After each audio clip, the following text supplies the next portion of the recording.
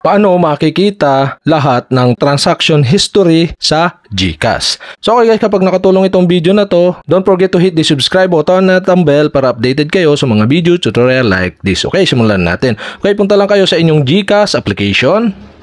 At enter nyo dito yung inyong IMPIN. At kapag nandito na kayo sa inyong GCash homepage, so dito sa baba makikita nyo yung transaction button or icon here. At makikita na niyo dito lahat ng transaction nyo nitong nakalipas. So scroll down nyo lang. Pero para mas madali, tap nyo itong icon dito sa may kanang taas na bahagi. Tap nyo lang. At dito, select a date range. So date range, select option, tap nyo ito. Pwede nyong makita yung last 7 days, last 30 days, or last 60 days. Or pwede rin custom. So, sample natin yung custom. Tap nyo yung custom. At dito, may makita kayong from at saka to. So, from halimbawa, set natin. Tap natin tong calendar icon dito. So, set natin ng August 1 to September 30. Yan, 2025. Tapos, tap na natin yung submit request button sa baba. At okay, request successful. So, SitTight will send your requested transaction history to your email. Yan guys, pumasok agad oh. So, pwede nating okay dito or punta tayo dun sa email natin. At ito guys, yan, naka-PDF siya. Tap nyo lang yung PDF file at i-open nyo. So, okay guys, kapag kaganto ang lumabas, so this document is password protected. So, balik kayo doon sa email nyo at may nakalagay dito na your simply type in your last name, register to your GCash wallet, followed by the last 4 digit of your GCash mobile number. So, when asked for a password. So, enter lang natin yan. Yun daw last name natin, tapos follow by 4 last digit ng ating mobile number. Last 4 digits. Okay?